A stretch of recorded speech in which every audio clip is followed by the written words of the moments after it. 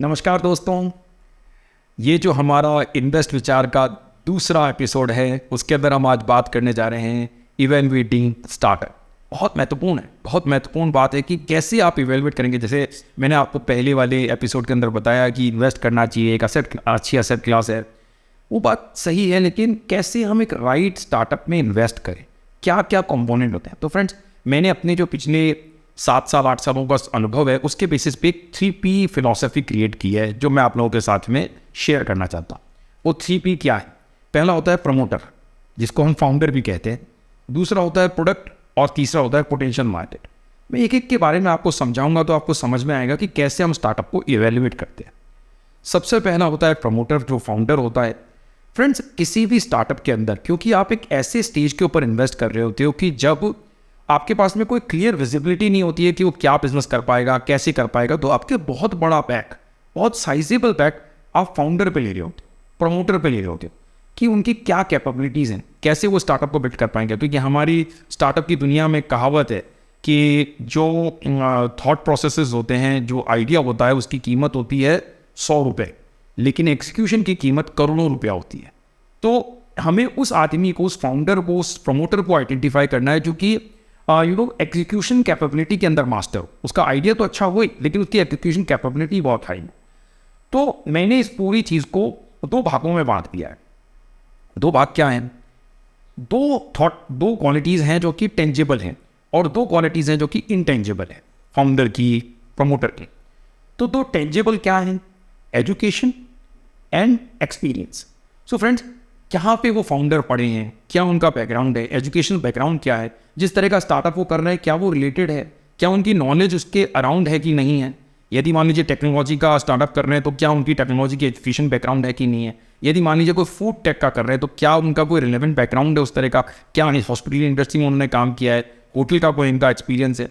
और सेकंड आ गया एक्सपीरियंस, जो कि उसी का एलिमेंट है कि एक्सपीरियंस मतलब उस एजुकेशन को उन्होंने कैसे अपने एजुकेशन एक्सपीरियंस में कन्वर्ट किया, या उनका क्या बैकग्राउंड है, किस तरह की संस्थाओं में उन्होंने पहले काम किया, या उनका किस तरह का इस पर्टिकुलर चीज़ को लेकर एक्सपीरियंस है। बिकॉज आपकी कई बार खुद की एक बड़ी प्रॉब्लम भी आपका एक्सपीरियंस का कारण हो सकता है कि आपने कोई बहुत बड़ा प्रॉब्लम फेस किया और आपको लगा कि यार ये तो बहुत बड़ी प्रॉब्लम है, जो मेरे लिए नहीं, हजारों करोड़ों लोगों के लिए ये प्रॉब्लम है और मैं इसको सॉल्व करना चाहता हूँ। तो पहला portion tangible, education and experience.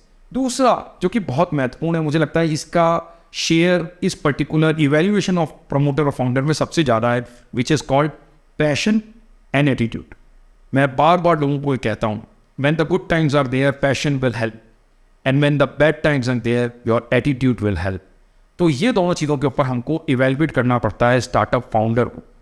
वो क्या है, कैसे हम पैशन, जब आप बात करोगे 3 घंटा 2 घंटा एक स्टार्टअप फाउंडर से, या आप 3 बार 4 बार मिलोगे, आपको समझ में आ जाएगा कि उनका पैशन क्या है, इस असेट क्लास को, इस पर्टिकुलर स्टार्टअप को बिल्ड करने के लिए उनका क्या पैशन है, किस तरह से वो इस स्टार्टअप को बिल्ड करना चाह रहे हैं, क्या सोचते हैं वो स्टार्टअप के बारे में, कितना ज़बरदस्त उनका इस पर्टिकुलर आइडिया को लेकर कन्विक्शन है या पैशन है।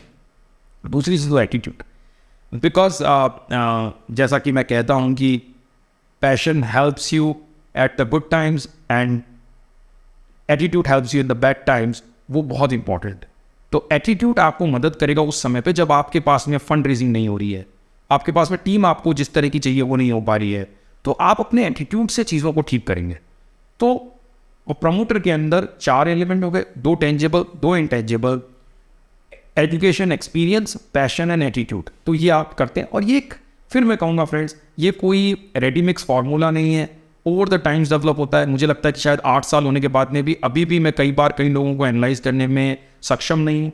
तो ये स्लोली ग्रेजुअली डेवलप होता है, बट ये एक एलिमेंट है इवैल्यूएशन। दूसरा एलिमेंट जो है वो प्रोडक्ट है।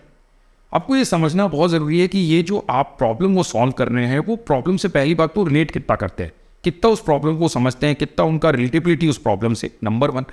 नंबर 2, वो जो प्रोडक्ट सॉल्व हो रहा है, या जो प्रोडक्ट है, ऑफरिंग है, या जो सर्विस है, वो कितनी रिलेवेंट है, कितनी सहज है अटेंड करने में। कहीं ऐसा तो नहीं कि बहुत ही कॉम्प्लेक्स प्रोडक्ट क्रिएट कर दिया। क्योंकि आपने देखा होगा कि सक्सेसफुल वो प्रोडक्ट होते हैं जो कि सहज होते हैं, वो सर्विसेज होती हैं जो कि सहज होती हैं।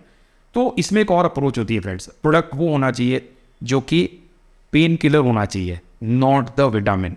क्योंकि आप यदि विटामिन तो ऐसा हो सकता है कि आप ले ना ले कोई फर्क नहीं पड़ता, लेकिन पेन किलर ऐसी चीज़ है जो आपको लेनी ही पड़ेगी। तो आपको अपने प्रोडक्ट को इस तरह से ध्यान रखना है, या अपना जो प्रॉब्लम स्टेटमेंट है उसको इस तरह से ध्यान रखना है कि वो एक पेन किलर होना चाहिए, एक विटामिन नहीं होना चाहिए, और उसी के बेसिस के ऊपर आप इवेल्युएट कर सकते हैं स्टार्टअप को. So second element is product, and then third element comes which is a potential market. ये मेरे लिए बहुत इंपॉर्टेंट है. मुझे लगता है कि all the three are very important, but third, क्योंकि यदि अपन बात करते हैं कि हम एक बहुत बड़ा स्टार्टअप क्रिएट करना चाहते हैं, एक यूनिकॉर्न क्रिएट करना चाहते हैं, एक बहुत बड़े स्टार्टअप का पार्ट होना चाहते हैं, उसके इन्वेस्टिंग जर्नी में हम पार्टिसिपेट करना चाहते हैं, तो कितनी बड़ी प्रॉब्लम सॉल्व. एक प्रॉब्लम बहुत कॉम्प्लेक्स है, एक प्रॉब्लम बहुत बड़ी है, लेकिन बहुत ही स्मॉल सेट ऑफ पीपल के लिए है. वो केवल 1000, 2000, 5000, 5 लाख, 2 लाख, हिंदुस्तान के कॉन्टेक्स्ट में बात करेंगे तो शायद 10, 20, 30 लाख लोगों के लिए वो प्रॉब्लम सॉल्व हो रही है. तो उसका मार्केट साइज बहुत बड़ा है. हमारे को ऐसी प्रॉब्लम सॉल्व करनी है जो कि करोड़ों लोगों तक पहुंचती हो, जो कि करोड़ों लोगों की प्रॉब्लम हो. वो यदि पोटेंशियल मार्केट है तो जोग्राफिकल लिमिटेशन भी नहीं होनी चाहिए. ऐसा नहीं कि वो केवल एक जोग्राफी के अंदर डेवलप हो रहा है. जोग्राफिकली भी it should be something which is developing all across geographies. और उसका बाद में पहले तो हिंदुस्तान फोकस्ड हो सकती है, और बाद में ऐसी भी पॉसिबिलिटी हो कि वो यदि आप बहुत सक्सेसफुल हो गए हैं इंडिया के कॉन्टेक्स्ट में, हिंदुस्तान के कॉन्टेक्स्ट में, then you can eventually migrate to other geographies also.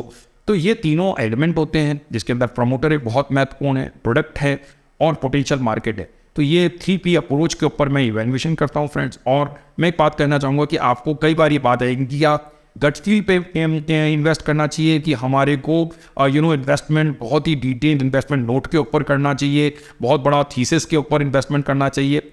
मुझे लगता है यहाँ पे भी एक इंटरजंक्शन है फ्रेंड्स. आपको थीसिस तो सेटल नहीं करनी चाहिए, बिकॉज आप यदि अपने नंबर्स को चेक नहीं करेंगे, उस सेक्टर के बारे में स्टडी नहीं करेंगे, फाउंडर्स के बैकग्राउंड के बारे में स्टडी नहीं करेंगे तो काम नहीं होगा. लेकिन हाँ, सर्टेनली ओवर द पीरियड 3 से 5 सालों के अंदर, 2 साल के अंदर एक गट फील डेवलप हो जाती है. यस, जो ये बंदा कह रहा है वो राइट कह रहा है, जो ये फाउंडर कह रहा है या प्रॉमिस कर रहा है वो राइट कह रहा है, ये प्रॉब्लम जो है वो रिलेवेंट प्रॉब्लम है, राइट प्रॉब्लम है.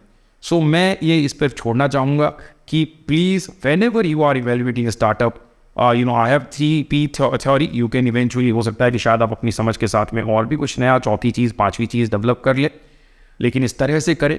और गट फील और एक टेक्निकल एनालिसिस का एक इंटरजंक्शन क्रिएट करें जिसके अंदर आप अच्छे तरीके से इन्वेस्ट कर सकेंगे. इन्वेस्ट विचार का यही प्रयास है कि ज़्यादा से ज़्यादा इस एसेट क्लास के बारे में एक अवेयरनेस क्रिएट की जाए, इसके बारे में ज़्यादा से ज़्यादा समझाया जाए. और आप यदि इन्वेस्ट करना चाहते हैं, यदि आप इन्वेस्ट करने का मन बनाते हैं, सोच के समझ के इन्वेस्ट करें, क्योंकि हम सबका रुपया बहुत मेहनत से कमाया हुआ रुपया है. और हमारा प्रयास यही होना चाहिए कि जहाँ भी हम इन्वेस्ट करें, चाहे हम 5 लाख करें, 2 लाख करें, 10 लाख करें, 25 लाख करें, वो आपकी चॉइस, आपकी फाइनेंशियल स्थिति है, उसके बेसिस पे करें. और मैं एक बात कहना चाहता हूँ, ये asset class illiquid asset class है.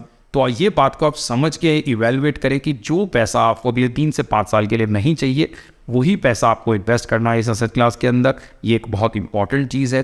तो मैं इन्वेस्ट विचार की ये जो सीरीज़ थी, ये इवेल्युएशन ऑफ स्टार्टअप के ऊपर डेडिकेटेड थी. आने वाले समय के अंदर हम बहुत सारी बातें करेंगे. मैं चाहूँगा कि आपके कमेंट्स यहाँ पे आएँ, ताकि हम ज़्यादा बेहतर तरीके का कंटेंट आपके लिए लेके आ सकें, ज़्यादा बेहतर तरीके से इस पूरी एसेट क्लास को आपको समझा सकें. Thank you, thanks a lot friends.